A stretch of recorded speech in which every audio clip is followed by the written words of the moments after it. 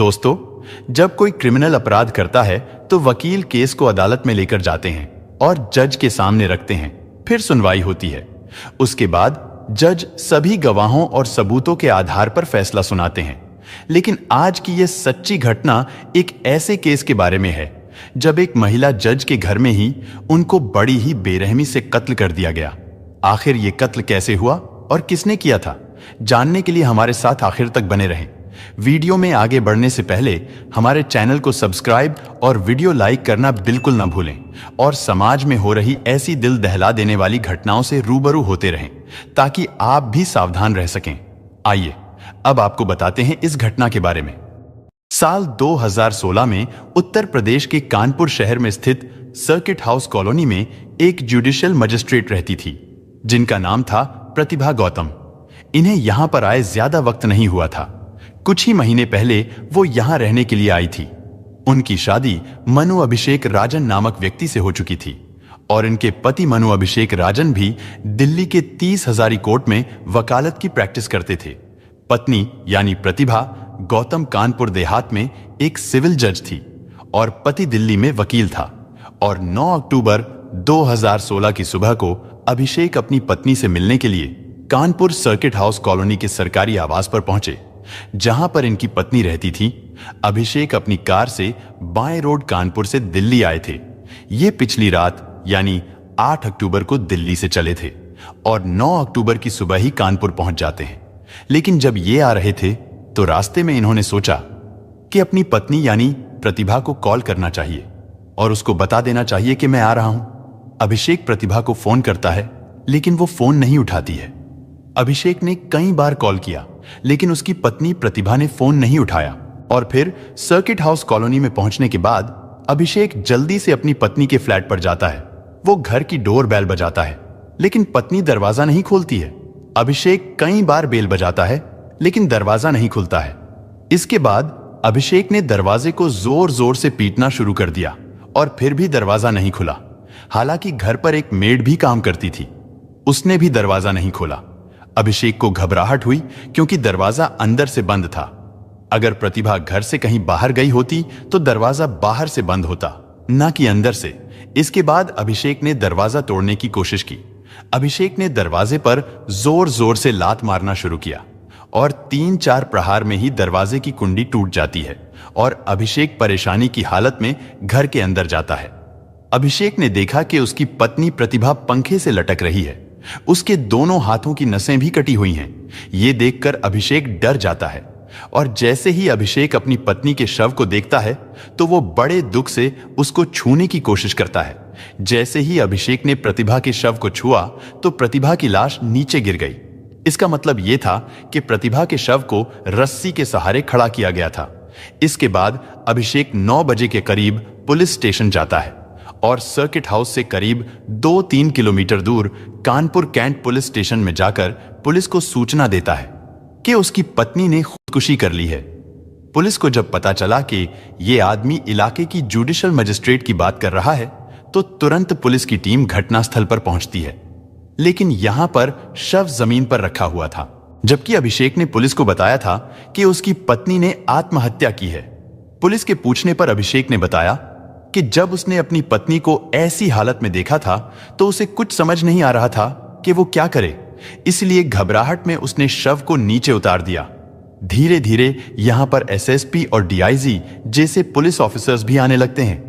अभी 8 या 9 महीने पहले ही मनु अभिषेक और प्रतिभा गौतम की शादी हुई थी और ये लव मैरिज थी। अगर समय में थोड़ा पीछे जाएं और इन दोनों के बैकग्राउंड को देखा जाए तो प्रतिभा गौतम उत्तर प्रदेश के उरई नामक इलाके की रहने वाली थी। बचपन से ये काफी होनहार और होशियार लड़की थी। इनके पिता एक बैंक में जॉब करते थे और ये एक मिडिल क्लास फैमिली थी। प्रतिभा को पढ़ाई का बहुत शौक था। प्रतिभा अपनी लाइफ में कुछ बड़ा करना चाहती थी। उसे एक वकील बनना था, इसीलिए अपनी शुरुआती पढ़ाई करने के बाद वो लखनऊ चली गई। लखनऊ यूनिवर्सिटी से उसने LLB की पढ़ाई कंप्लीट की और लॉ की डिग्री हासिल की। इसी पढ़ाई के दौरान प्रतिभा का ध्यान वकालत से हटकर जज बनने की ओर आकर्षित हो गया और अब प्रतिभा का सपना जज बनने का था। लखनऊ से लॉ की डिग्री हासिल करने के बाद प्रतिभा दिल्ली आती है। यहां पर उसने LLM की पढ़ाई की दरअसल ये LLB से एडवांस कोर्स होता है। LLM का कोर्स कंप्लीट करने के बाद प्रतिभा जुडिशियल सर्विसेज की तैयारी शुरू कर देती है। इन्हीं दिनों एक लड़का भी इसी तैयारी के लिए कोचिंग सेंटर आया। इसका नाम था मनु अभिषेक राजन। ये एक बड़े घराने से बिलोंग करता था। उसके पिता सुरेश चंद्र राजन एक जज थे जो रिटायर हो चुके थे। ये CBI और NGT समेत कई जगहों पर जज रह चुके थे। पिता के जज होने के अलावा मनु अभिषेक की बहन भी दिल्ली के 30 हजारी कोर्ट में एक वकील थी और उसके बहनोई भी इसी कोर्ट में एक जज थे। ऐसे ही अभिषेक के करीब 7 रिश्तेदार जुडिशियल सर्विसेज में थे। कोई वकील था तो कोई जज था और अभिषेक खुद भी जज बनने की तैयारी कर रहा था। इसी दौरान मनु अभिषेक और प्रतिभा गौतम एक दूसरे से मिलते हैं। कोचिंग में आने जाने के दौरान इन दोनों की छोटी छोटी मुलाकातें होनी शुरू हो गई। इनमें दोस्ती होती है और फिर प्यार हो जाता है। समय के साथ प्यार इतना बड़ा के बाद शादी तक आ गई। वैसे दोनों के घर वालों को इस बारे में कोई भी जानकारी नहीं थी कि इनके बच्चे पढ़ाई के अलावा और क्या कुछ कर रहे हैं। अभिषेक के घर वाले दिल्ली के करोल बाग में रहते थे और प्रतिभा के उत्तर प्रदेश के उरई में रहते थे। और जब साल 2013 में PCSJ का एग्जाम होता है, अभिषेक और प्रतिभा दोनों ही एग्जाम देते हैं। इस एग्जाम को पास करने के बाद इन दोनों के लिए अपने सपने पूरे करने का दरवाजा खुल सकता था और ये जज बन जाते। प्रतिभा इस एग्जाम को क्लियर कर लेती है और उसका सिलेक्शन हो जाता है, लेकिन अभिषेक इस एग्जाम को क्लियर नहीं कर पाता है। इसके बाद प्रतिभा को जज की ट्रेनिंग करनी थी तो वो अपनी ट्रेनिंग में लग जाती है और इधर अभिषेक का सपना अधूरा रह गया। वो जज नहीं बन पाया तो अब वो केवल वकालत ही कर सकता था।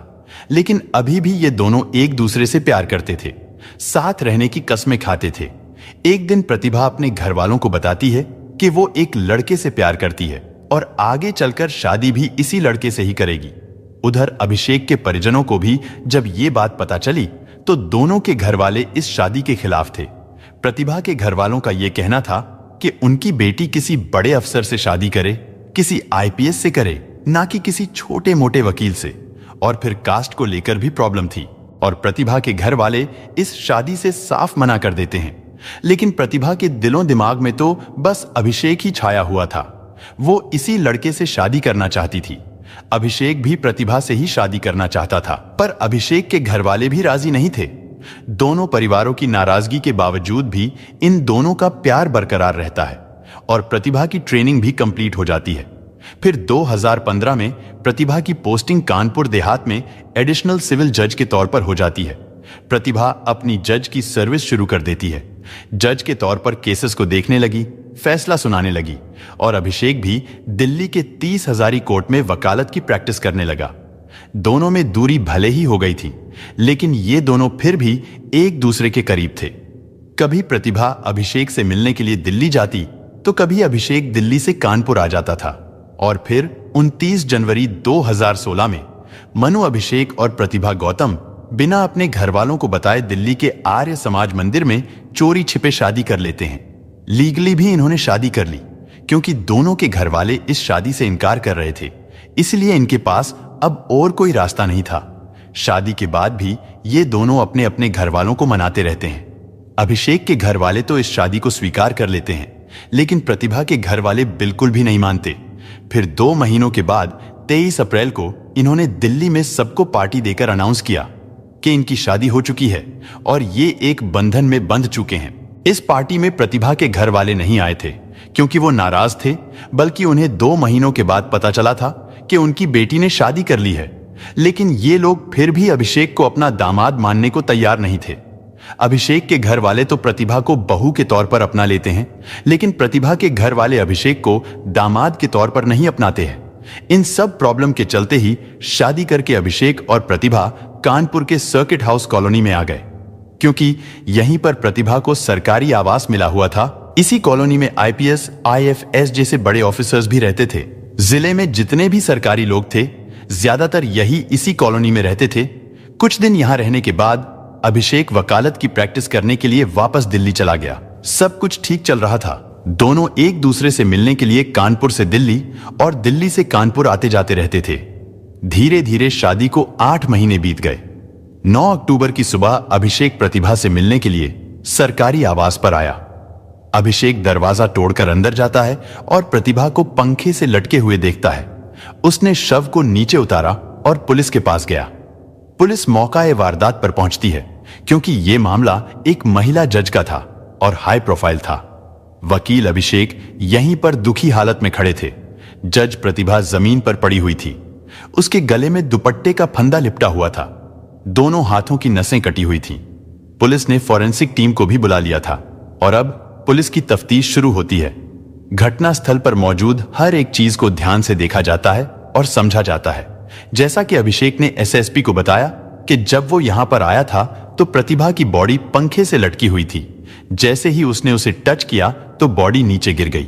ये सब देखकर पुलिस ने सोचा कि आखिर कोई दो तरह से खुद की जान क्यों लेगा, या तो वो नस काटेगा या फिर पंखे से फांसी ही लगाएगा, क्योंकि जब कोई नस काटता है तो रक्त का बहाव इतनी तेजी से होता है कि इंसान बेहोश होने लगता है। इस हालत में वो फांसी कैसे लगा सकता है। इसके बाद फोरेंसिक टीम गले से दुपट्टा हटाती है तो गले पर 3 बार किसी धारदार चीज से वार किए गए थे। देखने से ऐसा लग रहा था कि ये रेजर ब्लेड से किया गया है और फंदे से भी गले पर ओ का शेप बना हुआ था। लेकिन आमतौर पर जब कोई व्यक्ति खुद फंदे पर लटकता है या किसी क्रिमिनल को फांसी दी जाती है तो उसके गले पर वी या यू शेप का मार्क बनता है, क्योंकि शरीर का पूरा भार गले के आगे वाली साइड पर आ जाता है जहां पर फंदे का पूरी तरह से खिंचाव होता है। निशान गले की पिछले साइड पर भी आता है लेकिन ज्यादा नहीं आता है। लेकिन अगर किसी का जमीन पर ही फंदे से गला घोंटते हैं तो ओ शेप का मार्क बनेगा। हाँ, कुछ शातिर क्रिमिनल जमीन पर भी ऐसे कत्ल कर सकते हैं जैसे कि वो फांसी ही लगे। लेकिन प्रतिभा के दोनों हाथों की नसें रेजर ब्लेड से कटी हुई थी। इसके अलावा भी कई कट के निशान थे। एक हाथ पर 6 निशान थे और दूसरे पर 8 निशान थे, यानी टोटल 14 कट्स थे। वारदात की खबर फैलने लगती है। मीडिया के लोग भी आने लगते हैं। पुलिस प्रतिभा के मायके में भी कॉल करती है। प्रतिभा के पिता ने फोन उठाया। पुलिस ने उन्हें बताया कि आपकी बेटी की रहस्यमय तरीके से मौत हो गई है। ये लोग भी बदहवास कानपुर देहात आते हैं। प्रतिभा के शव को पोस्टमार्टम के लिए भेज दिया गया और कुछ लोगों ने पुलिस को क्रिटिसाइज करते हुए यह भी बोला था कि इन लोगों ने एक जज के मृत शरीर को टेम्पो में हॉस्पिटल भेज दिया। तरीका यह था कि एक एम्बुलेंस बुलाना चाहिए था। हॉस्पिटल में भी महिला जज का शव ऐसे ही एक कोने में पड़ा हुआ था। इस सब के चलते रात में बॉडी का पोस्टमार्टम हुआ। खैर, यहां घटनास्थल की बात करें तो फॉरेंसिक टीम उस पंखे को देखती है जिसके बारे में अभिषेक ने बताया था कि प्रतिभा यहीं पर लटकी हुई थी और पंखे पर भी रक्त के निशान पाए गए। ऐसा लगा कि नस काटने की वजह से रक्त यहां पर आया होगा, पर यह निशान छींटों की तरह नहीं थे। पुलिस को लगा कि हो सकता है रक्त में भीगे हुए हाथों से पंखे को छुआ गया होगा, लेकिन जिस रोड से पंखा लटका हुआ था वो इतना मजबूत भी नहीं था कि प्रतिभा का वजन संभाल सके। अगर कोई पंखे से लटकने की कोशिश करता है तो रोड पर निशान जरूर पड़ता है और ये टेढ़ा भी हो सकता है। यहां घटनास्थल को देखकर ऐसा लग रहा था कि जरूर प्रतिभा को मारकर उसके शव को इस पंखे पर लटकाने की कोशिश की गई होगी, ना कि प्रतिभा अपनी मर्जी से लटकी है। घर में अंदर जाने का भी एक ही रास्ता था जहां से मनु अभिषेक दरवाजा तोड़कर घर में आया था। पुलिस ने जब दरवाजे पर गौर किया तो उसकी कुंडी थोड़ी ढीली थी लेकिन टूटी नहीं थी। ऐसी परिस्थिति में अगर दरवाजा बंद करें तो यह मजबूती से बंद हो जाएगा। दरवाजा अगर टूटा हुआ होता तो दोबारा इसे बंद नहीं किया जा सकता था, लेकिन यहां पर ऐसा नहीं था। दरवाजा बिल्कुल सही था। इस वजह से पुलिस की नजर अब अभिषेक पर ही थी, क्योंकि अभिषेक ने बताया था कि वो दरवाजा तोड़कर अंदर आया था। अब पुलिस ने अभिषेक से पूछताछ करना शुरू की। एसएसपी उससे कुछ सवाल करते हैं। पहले पूछा गया कि आप जब यहां पर आए तो आपने क्या देखा। अभिषेक ने बताया कि मैं दरवाजा तोड़कर अंदर आया था और प्रतिभा पंखे से लटकी हुई थी। पुलिस इससे आगे कुछ पूछती। ये कुछ पूछने से पहले ही शुरू हो गया कि मैं दिल्ली से यहां पर आया था और बाय रोड आया था। आप टोल प्लाजा की स्लिप देख सकते हैं, सीसीटीवी भी देख सकते हैं, कॉल डिटेल्स भी देखिए। मैंने यहां आने से पहले प्रतिभा को कई बार कॉल भी किया था। आप लोकेशन भी देख सकते हैं, लेकिन पता नहीं क्यों ये खुद ही अपने बारे में इतनी डिटेल्स दे रहा था, जबकि पुलिस उससे कुछ पूछ ही नहीं रही थी। इससे पुलिस का शक अभिषेक को लेकर और ज्यादा बढ़ गया। अभिषेक बार बार कहीं जाने के लिए भी बोलता है, लेकिन पुलिस ने उसे कहीं नहीं जाने दिया। अभिषेक ने खुद शव को पंखे से उतारा था, लेकिन ये तो खुद एक वकील था, जानता था कि क्राइम सीन में क्या क्या चेक करते हैं, कैसे छोटी छोटी चीजें केस को बदल सकती हैं। सवाल तो यह भी था कि अभिषेक पुलिस को फोन कर सकता था, लेकिन उसने ऐसा क्यों नहीं किया? क्यों ये खुद 2-3 किलोमीटर दूर पुलिस स्टेशन गया? अभिषेक ने बताया कि यह बहुत घबरा गया था, इसे कुछ समझ नहीं आ रहा था कि वो क्या करे। 2 बार इसने पुलिस के पास जाकर मदद भी मांगी थी, लेकिन कोई भी नहीं आया। पर वहां पुलिस वालों ने बताया कि ये एक ही बार यहां पर आया था। वैसे इसी कॉलोनी में बड़े बड़े ऑफिसर के भी घर थे और नीचे सिक्योरिटी गार्ड भी थे। जब अंदर से दरवाजा नहीं खुल रहा था तो अभिषेक ने इन लोगों से क्यों नहीं कुछ बताया? शव देखने के बाद जब अभिषेक पुलिस को बुलाने के लिए घर से बाहर निकला था, तब भी उसने बाहर किसी गार्ड को नहीं बताया। इसलिए यह भी शक पैदा करने वाली बात थी। प्रतिभा के माता पिता भी मौके पर आते हैं। उन्होंने अभिषेक और उसके परिवार पर प्रतिभा की मृत्यु का इल्जाम लगाया। अभिषेक प्रतिभा को उसके माता पिता से बात नहीं करने देता था। वो बहुत दुखी रहती थी और ये लोग उसे पूरी तरह से कंट्रोल करते थे। इसलिए प्रतिभा के पिता ने अभिषेक और उसके माता पिता के खिलाफ कत्ल का केस दर्ज कराया था। धारा 302 यानी कत्ल और धारा 304 बी यानी दहेज की वजह से हुई मृत्यु के तहत केस दर्ज कराया गया। प्रतिभा के पिता का कहना था, या तो अभिषेक ने कत्ल किया है या उसे खुदकुशी करने पर मजबूर किया गया है। प्रतिभा की लाइफ में सब कुछ बिल्कुल ठीक चल रहा था। वो 6 साल से बाहर ही रह रही थी, सब कुछ अकेले ही मैनेज किया करती थी, खुद से कमा रही थी, मेंटली भी स्ट्रांग थी। आखिर वो खुद ही अपनी जिंदगी को क्यों समाप्त करेगी? 9 अक्टूबर की रात को प्रतिभा का पोस्टमार्टम किया गया। 4 डॉक्टर्स की टीम ने पोस्टमार्टम किया था। पोस्टमार्टम रिपोर्ट से बहुत सी चीजें सामने आती हैं। मृत्यु का कारण दम घुटना यानी सांस लेने में दिक्कत होना, लेकिन इससे पहले प्रतिभा के साथ मारपीट भी की गई थी। किसी रॉड या डंडे से उसके शरीर पर वार किए गए थे। हाथों और कलाई पर रेजर के 14 निशान, गले पर 3 निशान। इसके अलावा शरीर के अलग अलग हिस्सों पर डंडों के 20 छोटे बड़े निशान पाए गए। साथ में स्ट्रगल यानी हाथापाई के भी निशान मिले थे, जैसे मारपीट के दौरान विरोध करते समय होता है। इसके अलावा एक और बात सामने आई।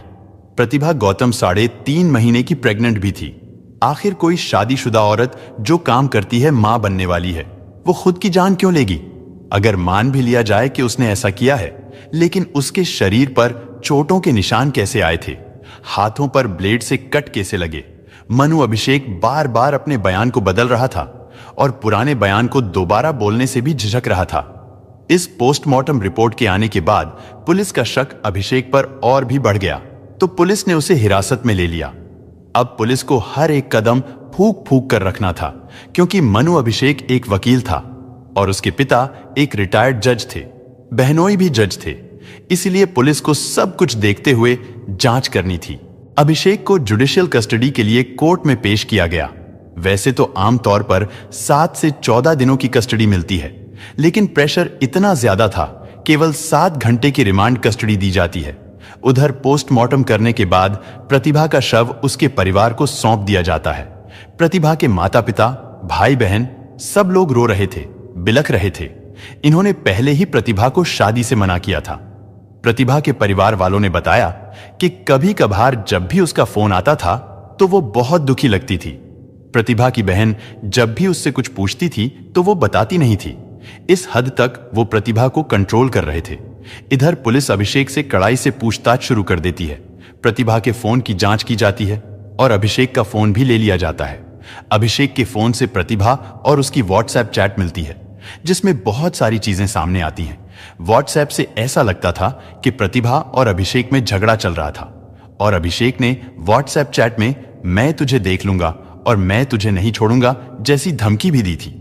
अभी तक जो भी सबूत सामने आए थे, चाहे वो सर्कमस्टेंसेस एविडेंस हो या टेक्निकल एविडेंस हो, सब कुछ अभिषेक के खिलाफ था। अब पुलिस ने अपने तरीके से अभिषेक से पूछताछ शुरू कर दी और कुछ ही घंटों में अभिषेक ये स्वीकार कर लेता है कि प्रतिभा का कत्ल इसी ने किया है।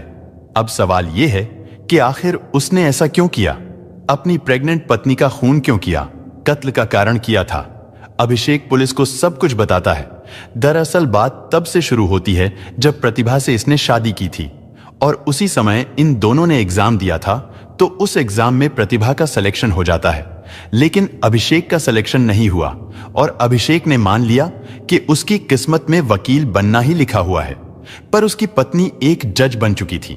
लेकिन कुछ दिनों के बाद अभिषेक के दिमाग में यह बात घूमने लगी कि उसकी पत्नी इससे बड़े पद पर है, उसका रुतबा भी इससे बड़ा है और प्रतिभा के घर वाले भी उसको अपना दामाद नहीं मान रहे हैं।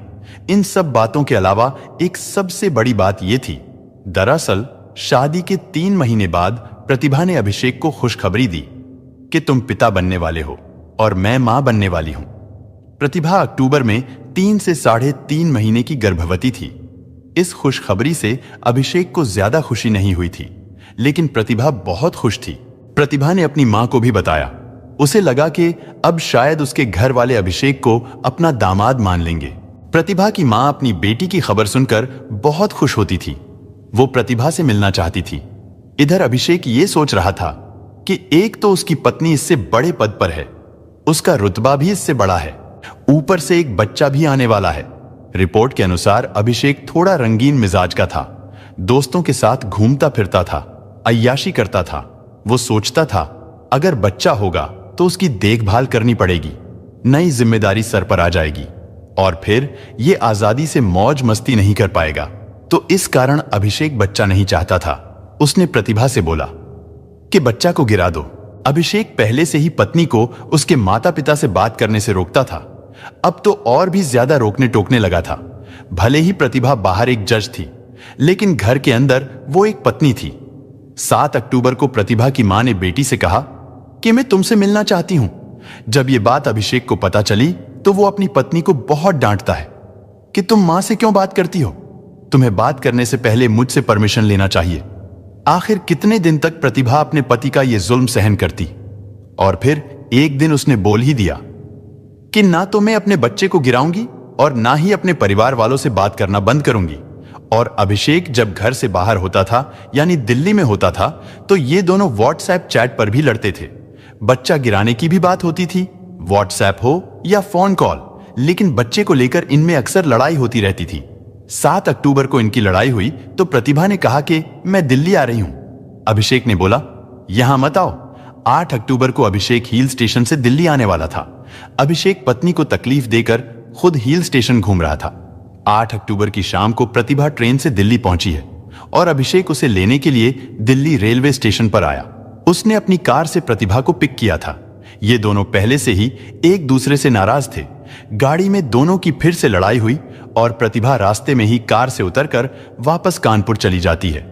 अभिषेक ने भी प्रतिभा को जाने दिया, हालांकि वो प्रेग्नेंट भी थी। उसने कहा तुम्हें जहां जाना है चली जाओ। लेकिन फिर अभिषेक के दिमाग में पता नहीं क्या आया और वो भी कानपुर के लिए निकल गया। अपनी कार से बाएं रोड 8 से 9 घंटों तक ड्राइव करने के बाद अभिषेक कानपुर आया। 5 से 5:30 बजे के बीच में वो सर्किट हाउस कॉलोनी में अपनी पत्नी के आवास पर पहुंचा। इस कॉलोनी में पड़ोस में क्या हो रहा है, इससे किसी को कुछ लेना देना नहीं है। कोई शोर शराबा भी यहां नहीं सुनाई देता। खैर, अभिषेक जैसे ही प्रतिभा के फ्लैट में पहुंचा तो अभिषेक ने डंडे से प्रतिभा की पिटाई शुरू कर दी। फिर एक रेजर ब्लेड से प्रतिभा के शरीर पर वार किया, गले पर भी वार किया। प्रतिभा खुद को बचाने की कोशिश करती है, लेकिन फिर जमीन पर गिर जाती है। अभिषेक को लगा कि उसकी सांसें अभी भी चल रही हैं। फिर अभिषेक ने प्रतिभा के पहने हुए दुपट्टे से उसका गला दबाया। थोड़ी ही देर में प्रतिभा ने दम तोड़ दिया। फिर इस घटना को खुदकुशी का रूप देने के लिए अभिषेक दुपट्टे से फंदा बनाकर प्रतिभा को पंखे से लटकाने की कोशिश करता है, पर यह असफल रहता है। फिर उसने प्रतिभा के शव को नीचे ही लिटा दिया। इसके बाद उसने प्रतिभा के फोन को उठाया और व्हाट्सएप की सारी चैट्स को डिलीट कर दिया, यानी मोबाइल फोन में मौजूद सारे सबूत मिटा दिए। लेकिन कातिल हमेशा कोई ना कोई गलती जरूर करता है। अभिषेक के साथ भी कुछ ऐसा ही हुआ। वो अपने फोन की व्हाट्सएप चैट को भूल गया और कत्ल करने के 3 घंटे बाद अभिषेक 9 बजे कानपुर कैंट पुलिस स्टेशन जाता है और पुलिस ने वहीं पर पूछताछ करने के बाद अभिषेक को अरेस्ट कर लिया था। जिस लड़की ने उसके लिए अपने परिवार से बगावत की, जो मां बनने वाली थी, 3 महीने की गर्भवती थी, उस हैवान ने उसका ही कत्ल कर दिया। घटनास्थल से पुलिस ने दुपट्टा तो बरामद कर लिया था, लेकिन जिस ब्लेड से प्रतिभा के शरीर पर कट्स लगाए गए थे वो नहीं मिल सका। वैसे इस घटना को अंजाम देने से पहले ही अभिषेक ने काम करने वाली मेड और प्रतिभा के ड्राइवर को छुट्टी पर भेज रखा था। इसका मतलब अभिषेक कई दिनों से इस कत्ल की प्लानिंग कर रहा होगा। प्रतिभा के पिता द्वारा लिखाई गई रिपोर्ट के अनुसार अभिषेक को मैन अक्यूज और उसके माता पिता को को अक्यूज बनाया गया।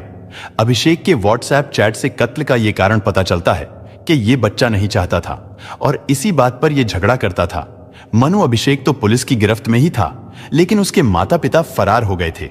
इनके खिलाफ कोर्ट ने अनबेलेबल वारंट जारी करने और कुर्की करने के आदेश दिए थे।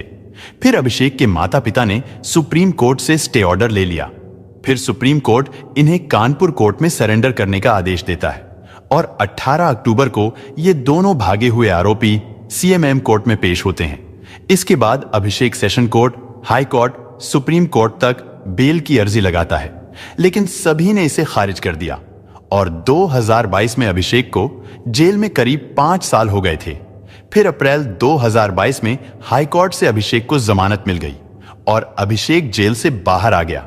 लेकिन यह केस अभी भी कोर्ट में चल रहा है और अभी भी फैसला आना बाकी है। दोस्तों, इस घटना को सुनाने का उद्देश्य किसी का दिल दुखाना नहीं है, किसी को परेशान करना नहीं, बल्कि आपको जागरूक करना है, आपको सचेत करना है। दोस्तों, इस पूरी घटना के बारे में आपकी क्या राय है? कमेंट बॉक्स में जरूर बताएं और अगर हमारी मेहनत पसंद आई हो तो इस वीडियो को लाइक करते हुए शेयर भी करें। अगर आपने अब तक चैनल को सब्सक्राइब नहीं किया है तो हमारे चैनल को सब्सक्राइब कर लीजिए। धन्यवाद।